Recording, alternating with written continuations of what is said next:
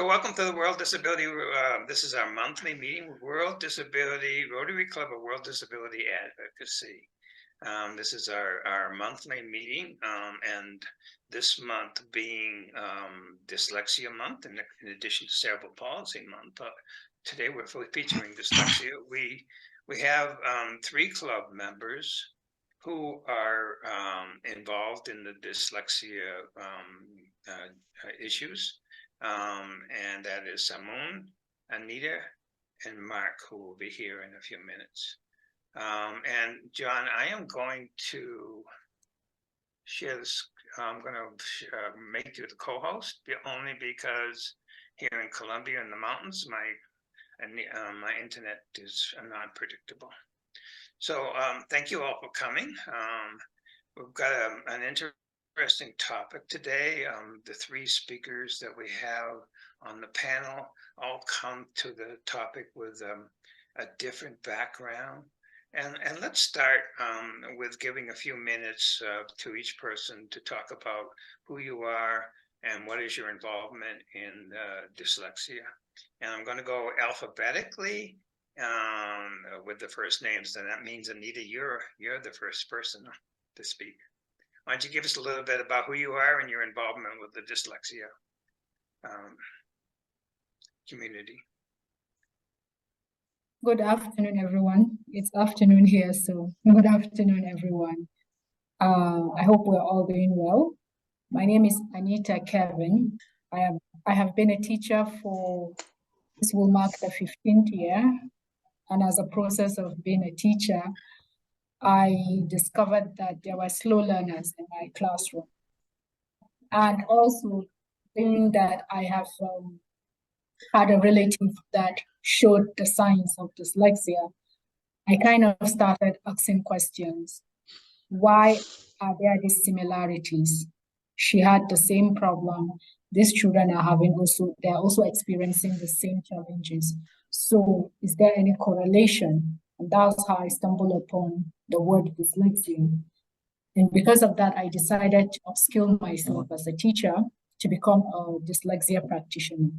In the process of time, I decided to establish Amina Dyslexia Center, where we work to evaluate children who have the condition, who show signs of dyslexia, and we also provide remediation for these children. We also are into advocacy for dyslexia because it is almost around the world. Dyslexia is relatively new to a lot of people. So we decided to add advocacy to the services that we provide. And in advocacy, we speak with religious organizations, government agencies, and also parent organizations, just the general public, to let them know that there's a thing called dyslexia, and it explains why a child could be struggling at school. Well, we say that we're working with dyslexic children, but we actually work with other forms of neurodiversity as well, such as Asperger's syndrome, dyscalculia, and ADHD. Thank you. Thank you, Anita. And now let's go over to Sri Lanka. Samoon, please, the same thing, identify yourself and your involvement in the dyslexia community. Hi, good evening to everyone. It's 6:41 here in Sri Lanka, so I say good evening to all of you. Well, I'm into dyslexia intervention for the last 15 years. I joined the Dyslexia Association of Singapore on 20th October 2008. So for this October 20th, I have completed 15 years. Basically, I have 2 exposures as an educational therapist, where I worked as an educational therapist in a very structured environment, where how the intervention, the remediations, the psychological assessments are followed, and the exam accommodations and worked out and things like that. Because over there in Singapore, the no child left behind policy goes very well, because the question is whether the parents can support or not. If the parents cannot support, the state will support. So that's to say, no child left behind. And I came to Sri Lanka last year, and over here, I'm in a no man's land. There is a little number of people know about dyslexia. And even if they know on a personal level, at policy level, or at state level, there's no support at all for children with dyslexia or adults with dyslexia or whatever. There's no workplace accommodation given. So still, I worked in an environment where dyslexia was looked at as a social model, and now I'm into a medical model where dyslexia is your problem. You find the way out of it. Yeah. So that's all about me. Okay, great. Thank you, Simone. And Mark is joining us at this moment, so let's give him a second to get here. Mark, are you Yes. there? Mark, are you there?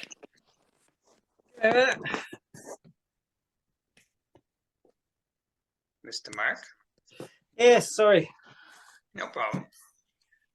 So, Mark, I know you just got in like 2 seconds ago, but what we're doing is kind of doing I'm just getting another cover. a summary of each speaker. So if you could just give a couple minutes about who you are and what is your involvement in the dyslexia community.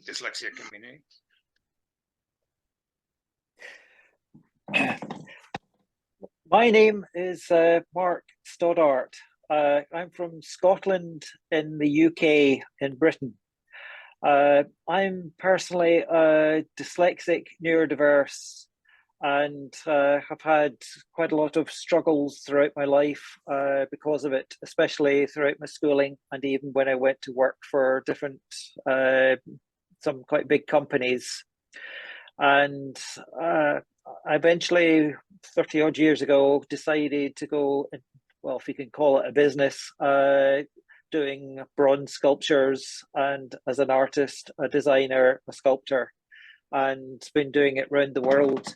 But throughout the 30 odd years, what I tried to do was give back to different charities around the world. And one that is clearly means a lot to me is dyslexia and neurodiverse issues. And in the last 2 years, I've kind of upped what I've been doing charity-wise and personally funded to build the only dyslexic neurodiverse school in Kenya, and then create awareness throughout Kenya about dyslexia with the government and with the help of the Worldwide Rotary Club. And I've also personally funded to build the only dyslexic neurodiverse school in Indonesia, and I'm doing various projects all around the world. Okay, great. Thank you, Mark. Much appreciated. So let's get into the subject. We're talking about testing and evaluation of students with dyslexia. Which one of you, or maybe I can address it to one of you, Simone, why don't you start? What does that involve, testing and evaluating a student with dyslexia? Again, can you repeat the question? Yeah, I didn't get it. Closer to my mic. Well, so what does it involve? What is it? What is the testing and evaluation of a student to determine that they have dyslexia? What does that involve? Okay. Basically, when a kid is spotted that they are behind their peers in their literacy attainment, that's the point where the idea of the child becomes a slow learner, or he's not keeping pace with others, and that kind of a thing. So from that point onwards, there are different ways of intervening kids in different countries. So some in Singapore, if you take, they have the school special educators will take them out and then see whether at school level things could be addressed. If that's not the case, then they are sent for psychological evaluation. So they go to a psychologist and do a full evaluation, and then just to determine what's the level of, whether the dyslexia is at profound level or in entry level or that kind of thing. Yeah. So that's basically how it's done. And in some countries, if you take Sri Lanka, dyslexia is not much heard about. So if parents suspect that the child has some learning difference, then what they do is they just go in for a personal evaluation. That means they personally go and see a psychologist and get the evaluations done. So have I answered your question? I think so, Mark, or Anita, do you want to add to that? A question again is, what is involved in the testing and evaluation of a student to determine that he or she has dyslexia, Mark? It's a very, very difficult subject that every single country is different. And if you take the UK as an example, that you've got, we've got what was called the NHS for the healthcare in the UK. And some people look at the NHS and say, you know, could you identify for a dyslexic child? But sadly, the NHS won't. So then you're left then with the British Dyslexia Association and then Dyslexia Scotland and various other organisations in the UK to try and identify. And then you're also got the school. But it will come back down to you're relying hopefully on a teacher identifying, and then quite often that is not going to be the case. And then you're relying on the parent realizing that their child is not performing, not getting on, is not happy. And obviously when you start looking at places like Africa where they just stop going to school altogether, so you're then left with, you're relying on a very strong parent to be able to push for something to be done, because here in the UK, and I think America's the same, that you need to have been tested before help starts to kick in to do it. But we keep using the word dyslexia. Quite often you'll find a dyslexic child will have quite a number of other crossovers with other different things, dyspraxia, dyscalculia, so on and so on. So to go and do a test or a parent pay for a test in all different countries, it's a lot of money to do it, and a lot of parents don't have it. So as I say from the beginning, it's quite a complex thing to start away with, to how to do it and how to get that rolled out throughout the world. Back to you, Ken. Okay, thank you. Anita, do you have some thoughts to add to that? Yes. So like Mark said, it's really a complex situation.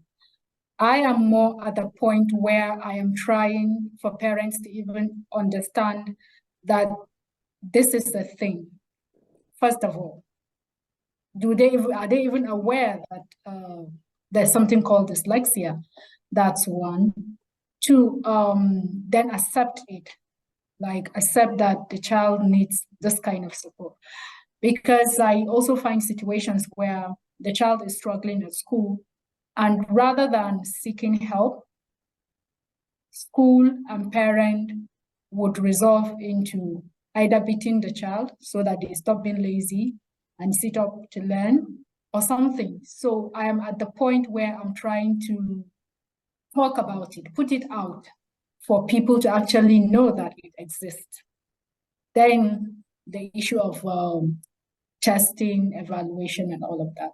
And then when we come back to the question about evaluation and testing, we will find out that it is really difficult to find a combination of professionals that would give a comprehensive assessment that will categorically state that this person has dyslexia. You would be able to find speech therapists, you would be able to find practitioners, you would be able to find teachers. And then parents will always have their intuition about something is going wrong and the child needs help. So you would have these people in pieces, in different pieces, and then piecing them together to have a comprehensive evaluation is actually a huge one.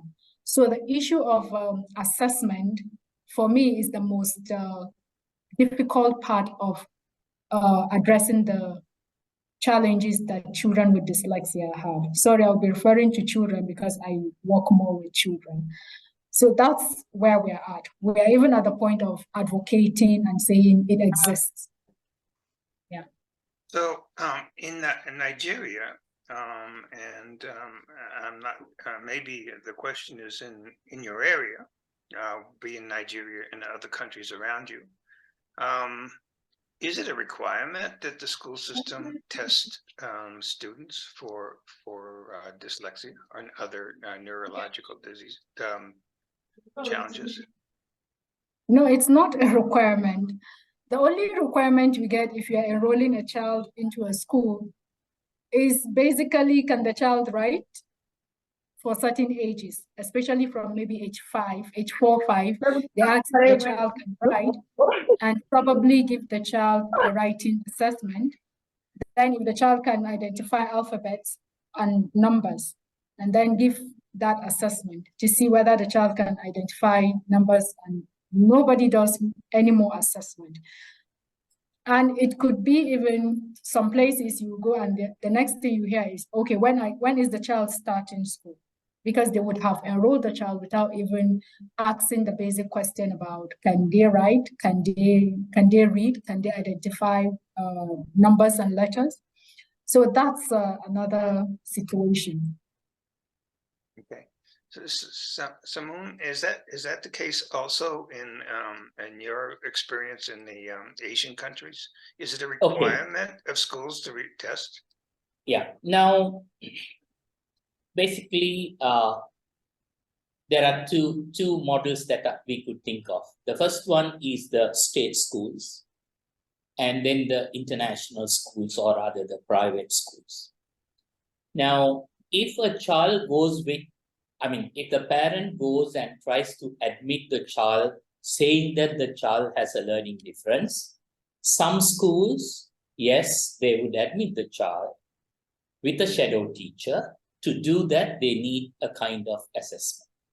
So there is no consensus in assessments how it should be, whether the assessment should be done by a medical doctor or assessment should be done by a psychologist. That comes second part. But at least the child has some documentation to show that by a professional that the child has a learning difference. Then the child is admitted to the school, and especially with a shadow teacher if the child has ADHD or autism. But dyslexia is not known in Sri Lanka, so there's no much prominence given for the assessment at the time of joining the school. But certainly when they come to the level of taking their O-levels, so the British Council over here or the examining body, they need documentation if they want to give extra time.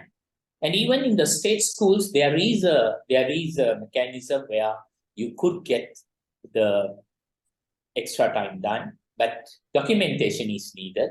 It could be by a medical doctor or it could be by a psychologist. That's all about it. I want to get back to a comment you made in a minute, and also back to Anita, a comment that she made. But Mark, when you were a child, of course, there was no such thing as testing dyslexia, I assume. And what is the condition? What is the situation now in Scotland and in Europe? Is it requirement now of the school system to test for dyslexia? As we go back to, it's a complex subject, and it's not just one straight answer.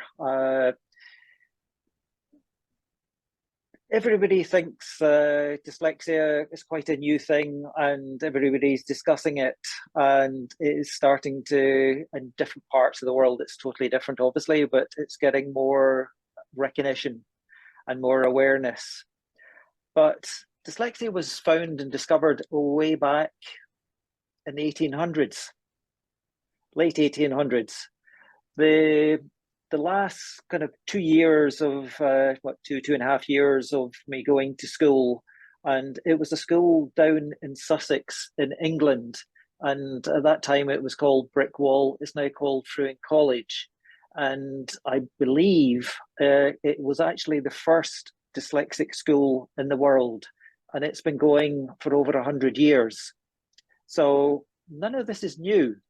And it all came back down to, in my humble opinion, it comes back down to one, people's understanding and obviously training the teachers. But more importantly, it comes back down to money. That it costs a lot more money to train a teacher than to have teachers to actually teach, because you can't have a big classroom and one teacher trying to teach somebody that's ADHD, somebody that's dyslexic, somebody that's dyspraxic, somebody that's dyscalculic, and so on. And then you've got also people who are mild autistic and also dyslexic. Well, that is a totally different form of teaching again, to teach that child. It's not the standard way of teaching a dyslexic child at that point. That has to be a different way of teaching. So it's not easy, and I wish I could come up with an answer that is straightforward, but it's not really. There's just so many different angles to it all, and yes, in the UK, especially, I would say Dyslexia Scotland, their model, and also the Dyslexia organisation in Singapore, are brilliant at doing what they're doing and do a fantastic job in their countries. And I mean, if I take Dyslexia Scotland, they've got little satellite ones. I mean, even in the Orkneys and Islands, they've got little satellite branches for Dyslexia Scotland to try and get it on the ground. And they also have a helpline for parents to contact. But I mean, we're busy discussing, obviously, children, but you've got adults as well. And people at 40, 50, 60, 70 suddenly realize they're dyslexic, because it can also run within family members. Not always, but it can do. So, I mean, even in the UK, I would say it's a postcode lottery, and even down to, you know, an area or a school to how well they do or don't do with picking it up and teaching. I mean, I've quite a number of friends have said that their children had been dyslexic, but they weren't getting picked up and they weren't getting recognised, weren't getting help. Unfortunately, the kids had the type of parents that really pushed very hard and pushed the schools to do something and do something about it. So it's not one cap fits all. Back to you again. So at some point, Mark, you were tested. Yes, I was going to go to a school down in Llandudno in Wales, and I was at a prep school, and the prep school finishes at about 13, 14. And I was at that point having to go into another school, and I just had been held back in classes, and I struggled to read and write and do arithmetic, and I couldn't play sports, and yes, the list just went on. And I'd gone into a shell and zero confidence and zero belief. And so my father took me down to school in Llandudno in Wales, and they just no more skimmed across what was legal in the 3 R's. And they taught you how to do swimming, farming, car mechanics, and running, and doing all these things. And the headmaster interviewed me. And as I said at that time, I wouldn't say boo to a goose, but I just happened to know a lot about stamps. There was somebody that lived nearby who was a professor, and he seriously knew about it, and I picked a lot of it up. And the chap had turned around and said to my father, "Your son's actually not thick, and he's not stupid, and he's not daft, and I actually think he's highly intelligent, and actually has quite a good IQ, and I think he's got such a thing that's called dyslexia." And then my father told the school that I was at, and they just didn't believe it and didn't think there was such a thing and wouldn't test.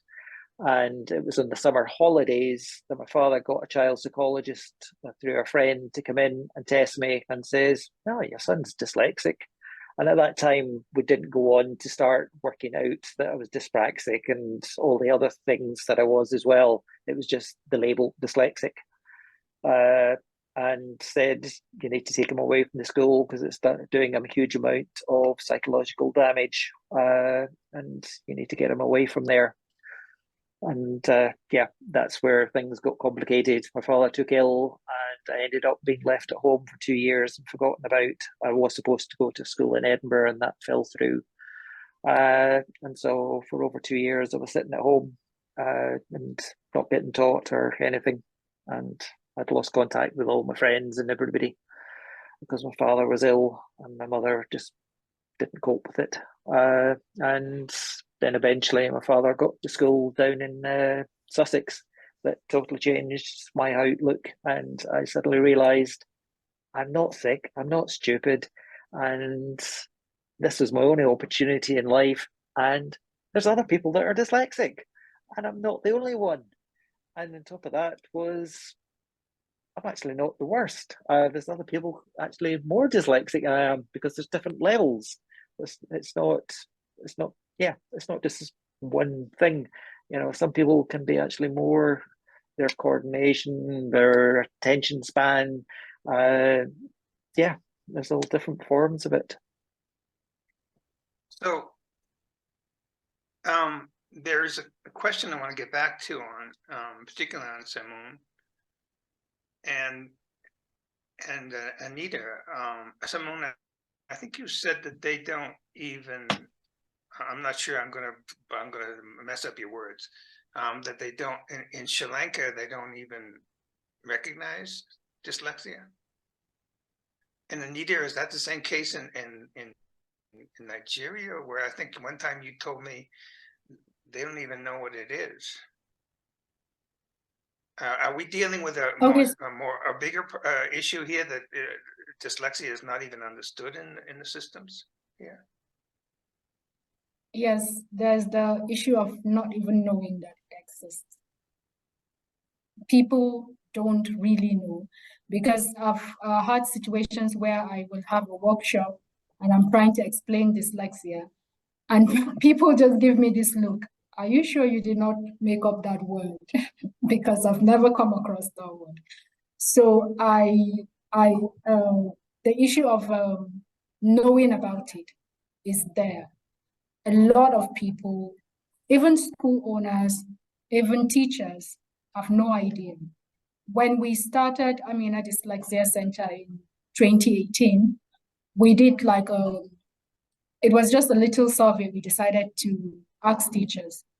We wrote like a small passage and said, cycle the new word, the word you've never known before. And when we sent out 200 samples, and when 198 came back, we realized most people cycled dyslexia as a word that they've never proud of. So 198 people cycled the word dyslexia. Never had it. These are not just everyday people. These are teachers. We actually ran the survey with teachers. Then we realized that there was that. So, and always the issue is when a teacher notices it, then they speak to the parent, and then the parent would now either give the consent for assessment and all of that, and then pick up the assessment processes and all of that. Or sometimes it's the parent that notice first, and then speak to the teacher just so to collaborate, because actually these are the two sets of people that always notice dyslexia the first time. So teacher, parent, and there's always that collaboration to further the investigation. So the thing is, a lot of teachers have no idea that dyslexia exists, and also parents don't know that there's a condition called dyslexia. So we are not even coming to speak about something like dyspraxia, dyscalculia. No, we are not even going there. The most common one, which is dyslexia. Wow. Yeah. Simone, you're saying, do you experience the same thing? Yeah, basically, I mean, when you said it was not recognized, I would like to go back on my words. If I said it's not recognized, no, it is recognized. But the thing is, I agree with Anita, because most of the people have no idea what dyslexia is. Because most of the focus is either on autism or in ADHD, because the behavior makes a difference in the classroom of those kids. Whereas kids with dyslexia, they are normal, not much of a behavior issue in classroom. The only thing, they cannot follow the classwork. So people say that they are lazy, they don't put in the amount of work that they should put in, and parents will say, okay, we'll do practice. So they go on practice, buy assessment books and give. So without knowing what is the real cause, everyone tries to help the kid. That's how it happens over here. Yeah. So Mark, so here's an issue even beyond the testing. If these two countries are not really familiar with dyslexia, they're not even going to test for it.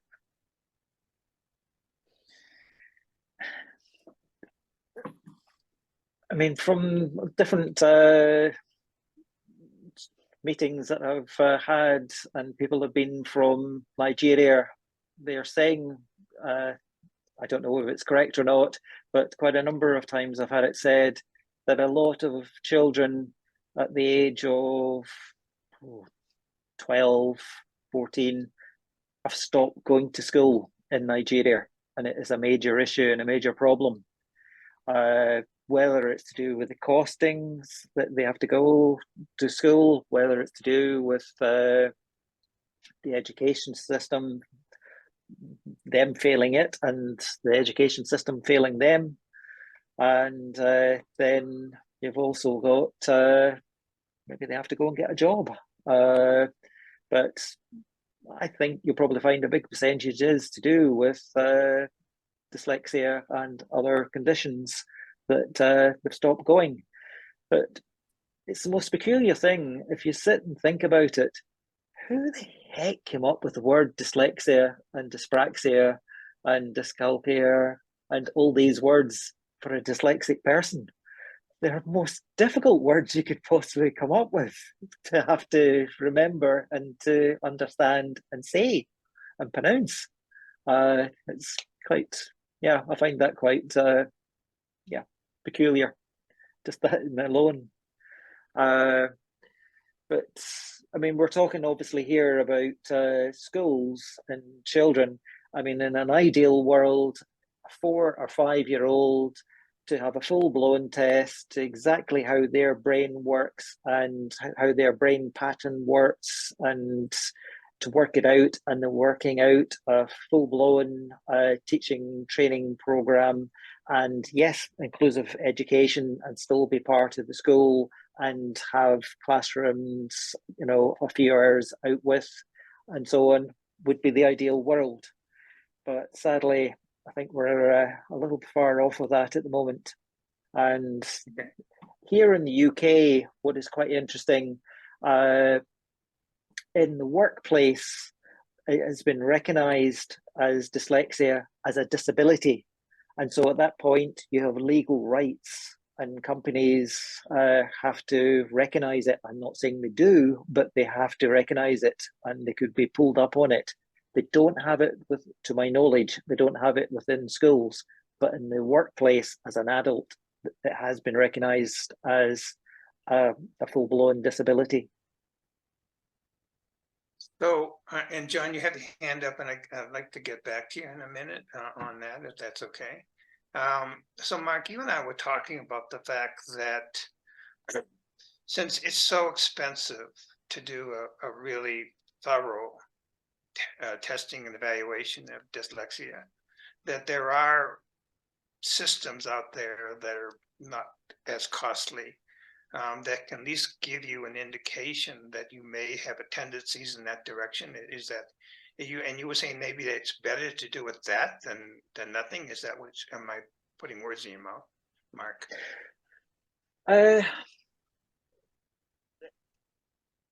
Again, it's complicated.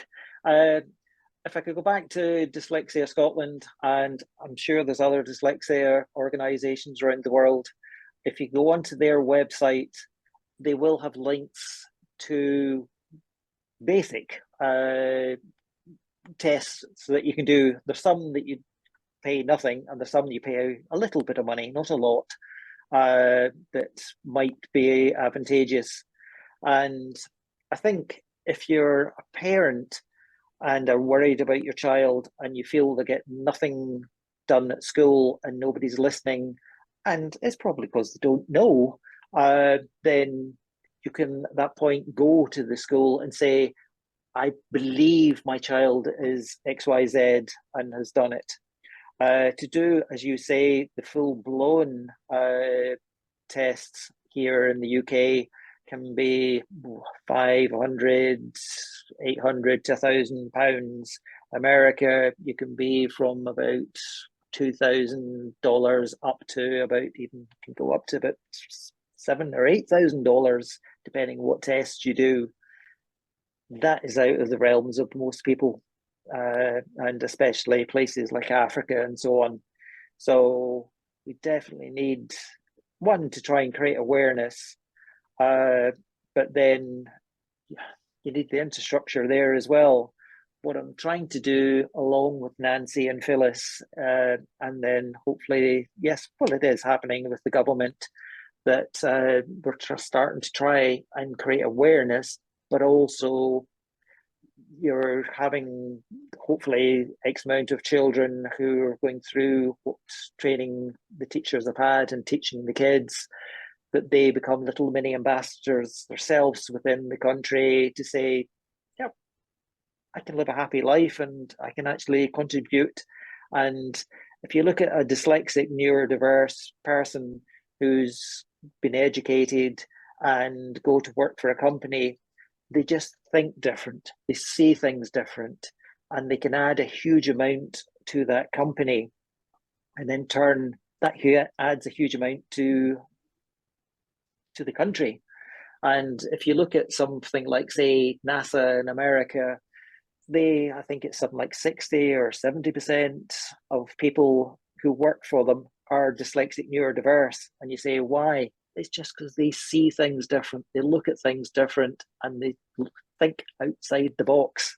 And that can be huge for a country and change the perspective of the country. And that's what I found chatting away to the Minister of Education in Kenya. They got that, and they understood that this, if we can harness it, it can be huge, and it can change the country. if you can bring these people on board. And in America, I believe they've done statistics, and they reckon about 60, 70, 75% in prisons can be dyslexic neurodiverse. Well, I don't imagine it's going to be much different in a lot of other places around the world. So if you can break that link and these people go in and work for companies and not be a burden in the country, then it's huge. So everything that we're all doing can actually make a massive difference to especially parts of Africa and India and Sri Lanka and so on. It will make a massive difference if we can harness what's there. So let me throw the question over to Anita. Anita, the question was: is it better to do since it's very expensive to do a proper evaluation? Is it better to do these kind of free? Gives you an indication that there may be a tendency towards dyslexia test than nothing? Yes, it's actually advisable, and it's good to do the assessment and the evaluation, so that helps you to know also where the child is struggling, and also how you could help, because it's just like first aid. You're giving band-aid to someone who is either bleeding or something. You need to stop that, and then before the person gets into the emergency ward. So if you have first aid and they can sustain the person, well, why not? Before you get the actual diagnosis to state whether the person has dyslexia or not. And also the other underlying disabilities, maybe dyspraxia, ADHD included, or even dyscalculia. So it's always good to have the evaluation first of all, which is another thing that while we're advocating and talking about dyslexia, we always mention to school owners, to schools, to teachers, to always give that first evaluation, just so you know that the child needs support, extra support, and also to help you plan how to speak to the parent, and also how to support the child in the classroom. And I'm gonna open this up to questions, but Samoon, do you want to answer that question also about the level of testing? Is something better than nothing? Yes. Basically, getting a psychological assessment done is an expensive affair, wherever it is. Even in Singapore, it's expensive. If you have the subsidy and things like that, it comes to about $800. Otherwise, it comes to about 2,000 something. And if you want to see a chartered psychologist, it is $3,500, which is expensive. Even in Sri Lanka, a full psychological evaluation costs you around 12,500 to about 15 to 17,000, which is almost like 50% of a average person's monthly salary.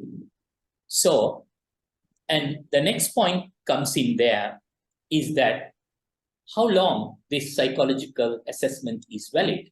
The psychological assessment is valid only for 3 years. So can the parents go on repeating this assessment every 3 years? Now my son I'm a special dad. My son is on a wheelchair.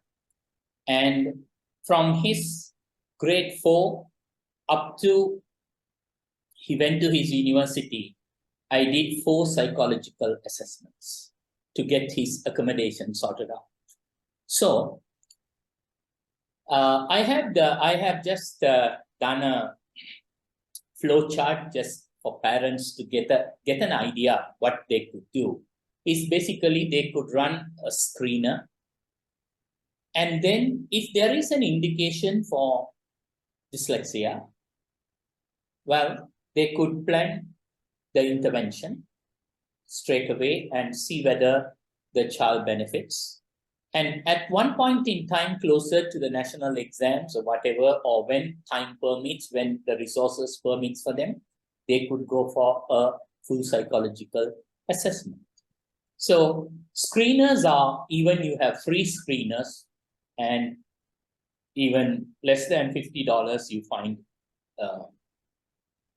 evidence-based screeners. So that's one way of doing it.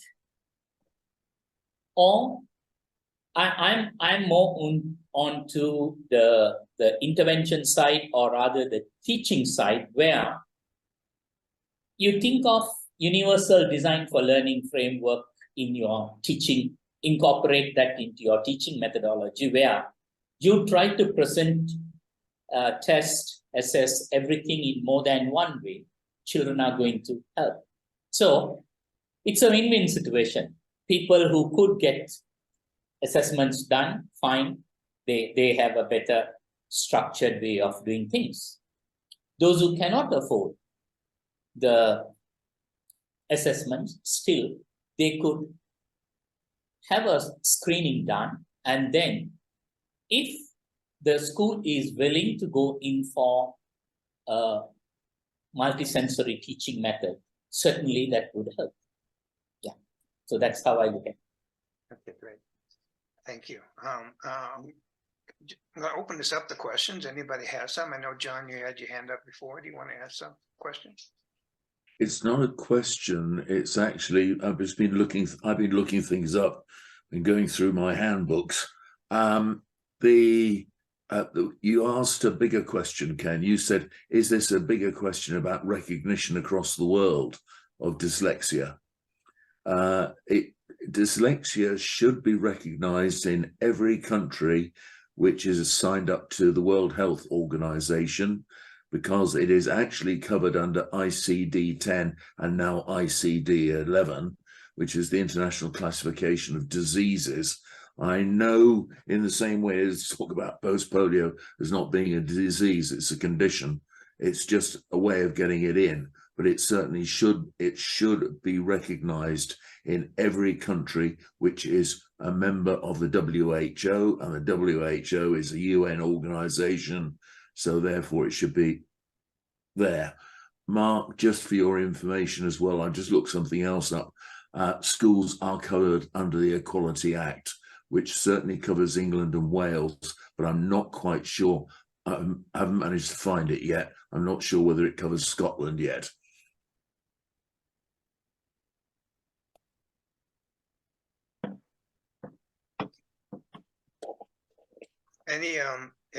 Thank you, John. Any other questions? If you do, you can put your hand up.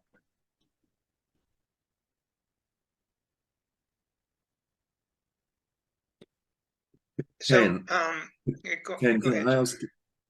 Can I ask a question to the three speakers? And I know Mark mentioned neurodiversity in one of his answers as well.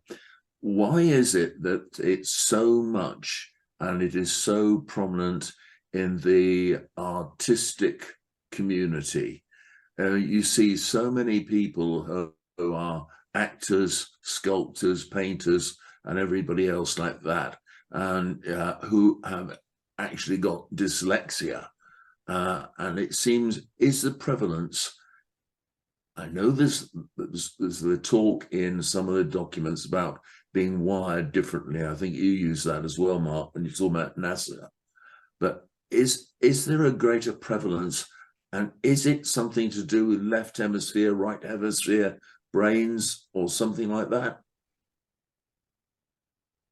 Somebody want to add to that? I think you've stumped the panel, John. No, I was leaving anybody else that wanted to answer it. Let's Mark go first. Yeah, you could also push that over to business leaders, and you could also push it over to the amount of people who have developed and invented, well, Henry T. Ford, if you take, for example, and so on. And I think it's one to do with they think different and they think outside of the box. and they see things differently. Yes, sometimes people use the argument that one side of the brain is more activated in a dyslexic neurodiverse person than, well, we won't use the word normal because there isn't such a thing in life. But yeah, I think it's just more they can see shapes, they can see angles, and they can just envisage things in a different light, in a different way, and they see things different. So hence they move towards that. And with me, I've recognized my weaknesses, and what I try and do is shore up my weaknesses and play to my strengths. And I think that's what possibly a lot of dyslexic people do.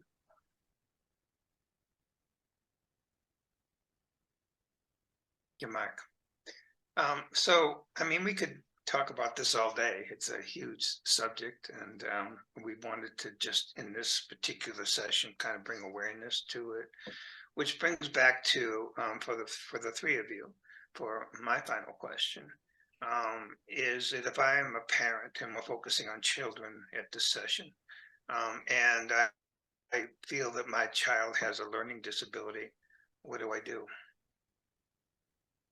And it's an answer different in each country, but based on your experience, what do I do? What do I do in Nigeria if I feel my child has a learning disability? For us, the easiest place to go to is the class teacher. That's a little bit funny, considering that I said earlier, a lot of teachers have no idea what this is. And this is what a lot of parents do when they realize that their children are, because especially mothers, they have that intuition to feel something is a bit off. So when they do realize that, the first person they usually contact is the class teacher. And the class teachers are always the people that reach out to us at our center to say, we have this challenge. Can you give us advice, support of any kind? So the first person that people usually contact is the class teacher. They have that conversation. That is why it is very important for every school to at least have a special needs educator. Okay, great. So Moon, in your area, what would a person do who feels their child has a learning disability in Sri Lanka? Hold on a second. Hold on. So Moon, Okay, fine. In your area, what would they do?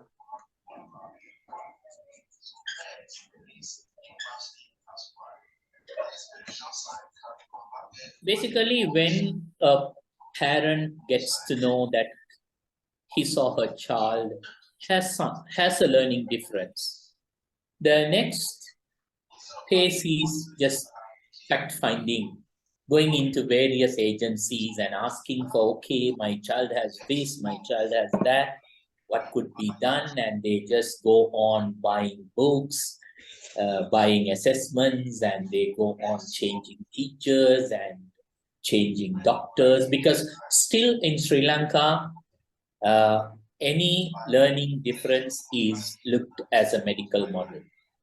So sometimes they end up with a psychiatrist, take the child to a psychiatrist and say, okay, this is the issue that he has. He cannot remember things, he cannot memorize the facts in school and that kind of a thing. So that is the part that I am mostly interested in, because proper awareness is needed for parents to decide, okay, what's next. So that awareness is not uniform in all countries.